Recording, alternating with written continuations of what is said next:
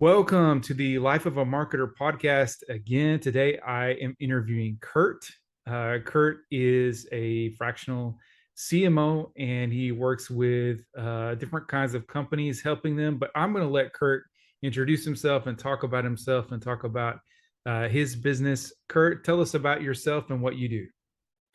Yes, I am Curt Cuscino, and I work as a fractional CMO. I also started an agency, Hype Life Brands, 22 years ago, and we're a progressive brand development and marketing agency that typically works with startups, founders, CEOs, visionaries to bring big ideas to life. And we start with strategy, and we build, launch, and grow essentially new brands, new companies, new SMBs, new organizations for these founders and alongside them. And my work as a fractional CMO has a lot to do with different types of companies I've worked with over the last 22 years from startup founders, like I mentioned, startups building new brands, as well as working with existing SMBs in the B2B space, from global logistics to SaaS to recruiting companies, even a little bit of a politician here or there. Oh, wow. And Interesting. a lot in the arts and entertainment space, I think, is a big focus, just because of my background in music and affinity for culture and things that are rich in culture. And so we bring a lot of that. I bring a lot of that, and the team that's behind me, that I've curated over many years, is also a part of that when we need to execute on the tactical side. But I'm involved very directly with CEOs, executives, VP of sales type of folks, and working directly on, first and foremost, developing top line strategies for growth, really, at the end of the day. Awesome. Awesome. So let me just dive in with some questions about that. Like, what is kind of different when you're working with a startup as compared to when you're working with a business that is more established? That's a great question. I would say that with a startup, we have a lot of blue sky to roam through, and a lot of more traditional agencies find that actually really challenging. It's less of a stricter process, but we do have, over the last 22 years, I've developed a brand development and marketing development methodology that we use in my agency, and I also use with clients, even guide them through, like, here's how you would do this, to take this big idea or this seed of an idea. And when you compare taking that seed of that idea or that big vision and executing it, and all the things and all the tactics that come after that, from strategy to creative to look and feel to technology and digital and development and building it the right way, and in a future-proof way, and then launching it, and then beginning marketing and advertising spend and executing on the go-to-market plan we created, I would say it's somewhat similar in a way to an existing organization, because the type of clients that I work with are typically looking for significant transformation that they believe will help them get on the road to growth. And that's where we start. So that transformation is top to bottom, left to right in most cases. Now, we don't try to tackle it all at one time, but we're still kind of you have a fair amount of blue sky, but you do have some constraints. But the type of clients we're working with are really looking for, like, that full top to bottom makeover, if you will. Not just in look, but it's technology, and it's the martech stack. I talk about that a lot in my fractional CMO work. Is really about a holistic approach, a 360-degree approach to really building, which none of those existing clients have, and nor do startups have, a really cohesive martech stack, and I'm talking about a really integrated, customer-rich experience type of web platform that also can work as many businesses and startups want, a user or lead magnet, because it's not about just having a website anymore. It hasn't been like that for 5 to 10 years, but there's still businesses that exist but have been able to succeed despite having a lot of shortcomings when it comes to their website. So we're not in the business of taking on projects here and, we'll build you a website, here you go, good luck, have a nice day. It's much more about what do you want to achieve? What are the top line KPIs, key progress indicators? What do we need to track? Where do you want to grow? And we're fully involved with the client 360 degrees. I don't say that lightly. So, we work with our clients for many, many years for these reasons. Awesome. So, why would, who exactly, I mean, I know you just talked about this, but who would want to hire you? You talked about startups and you talked about some of the industries you work with, but what would be your dream scenario for the kind of company that would hire you to work with them? I think a company is really has a unique position. They have a unique offering. If they're existing, they've already got kind of a corner in their market and they want to expand it. And those that simply want growth, we can talk about tactics and growth marketing and all those things. And we do that. But it's really about, do you want transformation? Do you want growth? And not every business wants growth. And that's okay. I mean, I tell our clients the same thing. It's not necessarily, if you grow and you scale in a way and you have problems within your martech stack, your processes, your communications, that can be a disaster. More money does not necessarily fix those problems. So let's fix them now, and then let's grow wisely and strategically. So I think that's really like the ideal client, and that could really apply from a startup concept to an existing B2C SMB. It could also be an existing B2B. Like we had a conversation going with somebody that, they wanted to grow from $5 million in annual revenue, which they had, to $20 million in annual revenue in 2 years. And they're expanding physically with office presences in the South.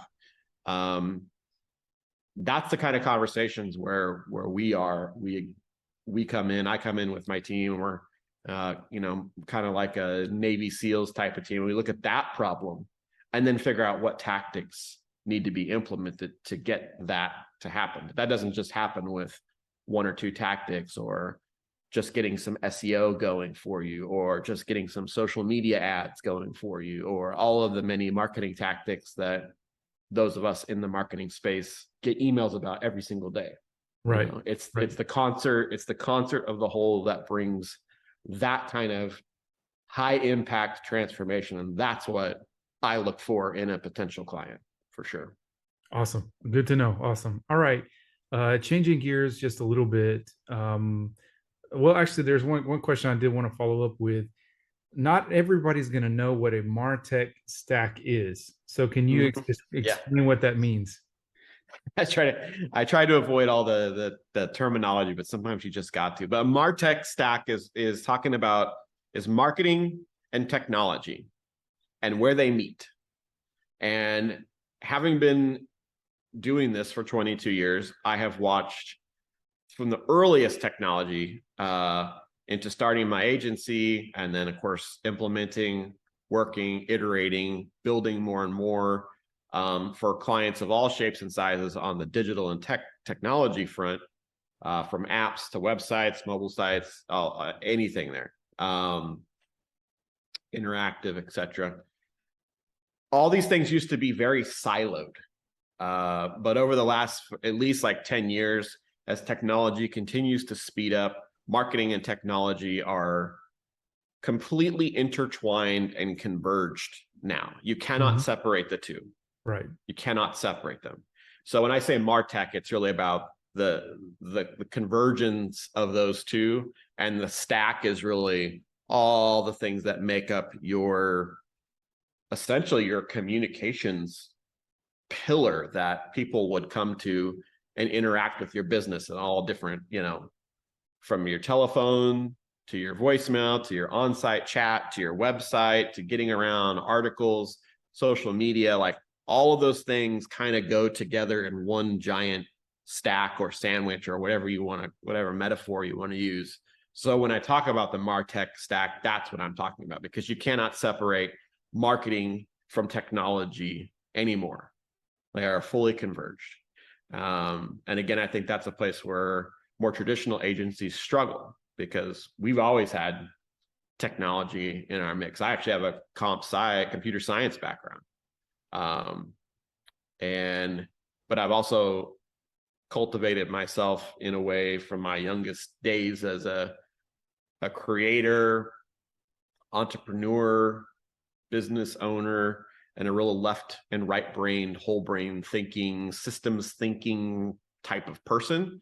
And so I've grown my agency as we've grown our service offering as different challenges and whatever come our way, because it starts to come for one client and then it comes for others. And I saw, hey, I could help them with that. I get that. I know how to solve that problem. And I know how it relates to these 16 other things that we've done for them, or we've put in place, or processes we've designed, marketing processes, marketing automation, communication, email marketing, like all of that stuff. And then we're measuring all this and the impacts of it along the way. And when we see those things work together in the martech stack as a part of a symphonic whole, that's what's really exciting. So that's why I say, people who want transformation, if they think that it's all good and we don't want to grow, then we're not interested in that. I'm not interested in that. So that's kind of where, we work. Folks who don't want to maintain the status quo, if you will. Sure. Yeah, I appreciate that a lot, because I know that I have a marketing agency. A lot of times you're working along, and most of the time the campaigns that go well are the ones where they already know what their specific product is, who their market is. They've already got the other parts of their technology well defined, and so when I'm going to go and do this piece is going to add into what already works. Mm-hmm. And a lot of times I find that when they don't have that in place, I'm not able to it doesn't matter what I do. It's like trying to put out a fire with just a small bucket of water, a big, huge fire in a building.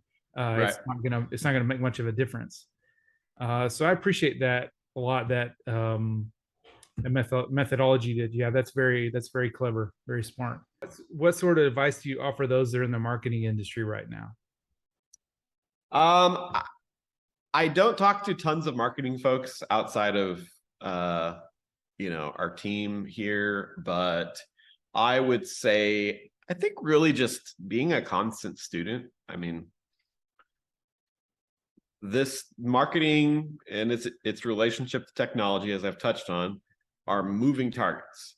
And if you're not growing, if you're not evolving with all of those developments, and it's a lot for sure, but I have always just seen myself as a constant student. I read a lot of emails, newsletters, new tools, kind of vet them out, basically looking at our different models and what we use here, what I would use, what I would implement for a client. And if it's something that fits, I'll look at it further, so it's really just not feeling like you've got it all figured out. But by being a constant student, you have a lot more knowledge to share with your clients who are light years behind what you know and what you've studied. Mm-hmm. And so being able to sort of to do that and take the time to do it, and not just always be doing client work and hours and billable hours and whatever it is you're doing with your client models, but really taking time to study and learn, because things are changing constantly and the role of things are changing. 10 years ago, Facebook was really important. Now, for my typical clients that are focused on the millennial generation, on the startup side, Facebook has really taken a back seat, right? Because millennials really aren't there, but they're on Instagram. So 10 years ago, and all these things, and I'm saying 10 years ago, but things change much faster than that. Oh yeah. TikTok has shown up.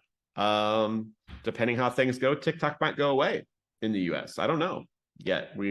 That's something I watch too on a global scale in a US news and political news. It won't happen overnight because the US government doesn't move fast, but it may not be here forever. And then you've got Facebook and you've got the metaverse and like all these things that are still sound pretty far out, but eventually we're going to be looking at those things going, how do we position our clients in this space, or do we not? If we do, how do we do that? And all that. So all that to say, there's just so much to study and learn. And I think just being that way is what makes you powerful and valuable to your clients, that you're studying it for them. Yeah, I agree. Yeah, it's so important to try to keep up with. It's so 6 months, something had just changed drastically. A lot of people were using those Facebook ads, and they came out with the iOS update, and it just killed it on so many levels. And if you're not ready for stuff like that and you're not up on it, whenever if your business can't scale, because yes, definitely more cost is required at this point to achieve the same amount of leads or sales or whatever. Right. And there's a lot of industries where I think that they're honestly priced out of Facebook advertising entirely. And that's to say it can work really well for certain industries that do rely more on like Gen X and higher, but it still comes at a cost. I mean, Meta is in business to make money. So they can change their prices any moment they want, and no one ever knows what that price really is because there's so many moving metrics there. So your business and the offering, the product, the service, the whatever it is, it has to make sense there from a cost standpoint too. That's another factor to think about. So yeah. I mean, or just we could talk about Google updates. You never know. Google might come out with an update and your SEO gets affected. It's just constantly in flux, and you got to be super, super flexible. Yeah, that's right. advice. All right. The conversion from Universal Analytics to GA4.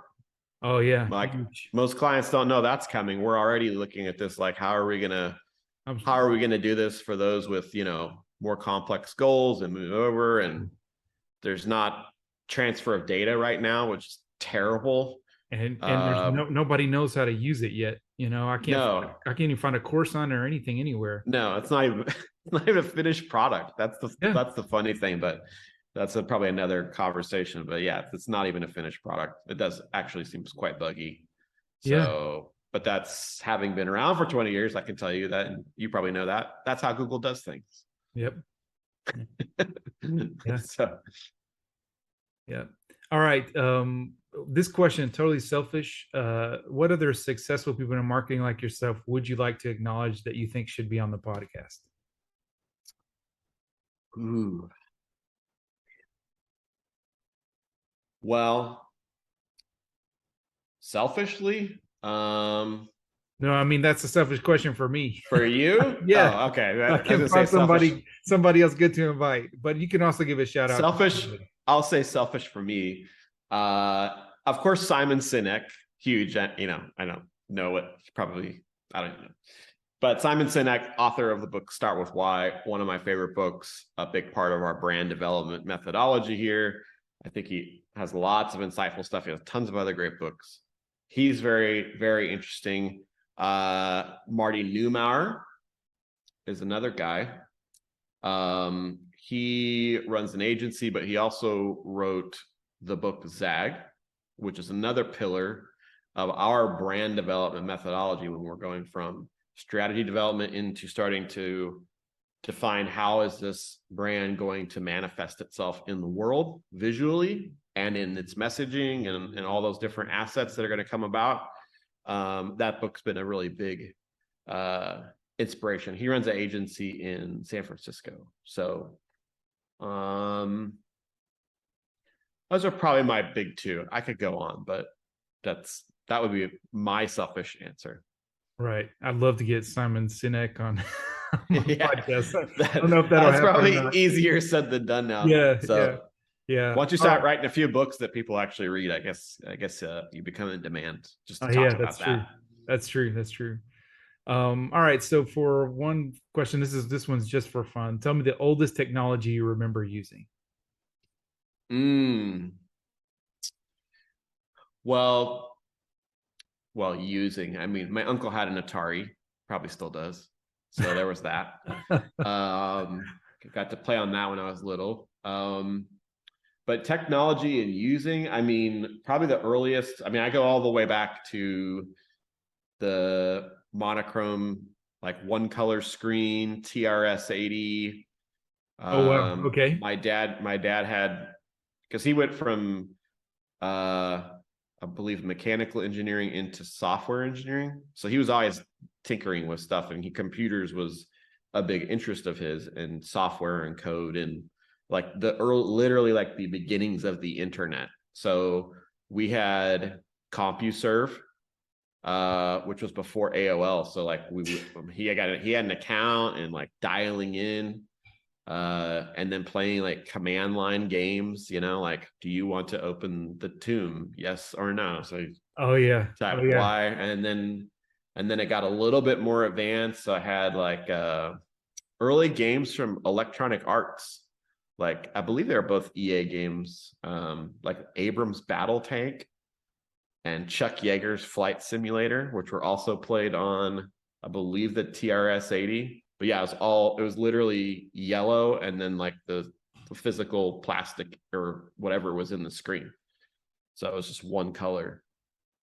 But yeah, CompuServe is probably the most notable of all that, run on a TRS 80, of course, across the phone line. So you couldn't use a phone while me or my dad were on this computer. So luckily I was the only child, so it only affected my mom.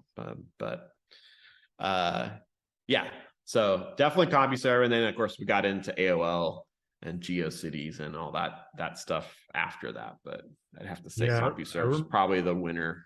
Yeah, CompuServe. I remember that. I think we eventually had AOL in my house. My mom was um, she was a computer science teacher, and so she was always into technology.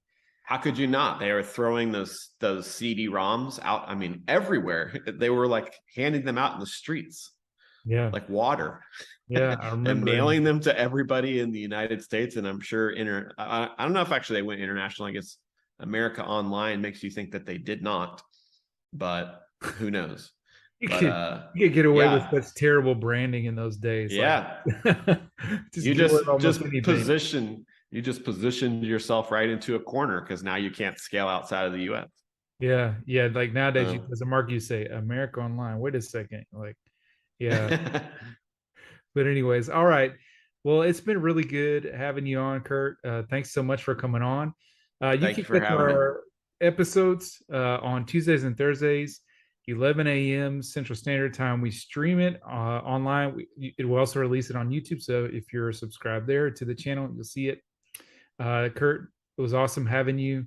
Thanks, everybody. Like and subscribe, share, etc. And we'll be seeing you next time. Thanks, Jared.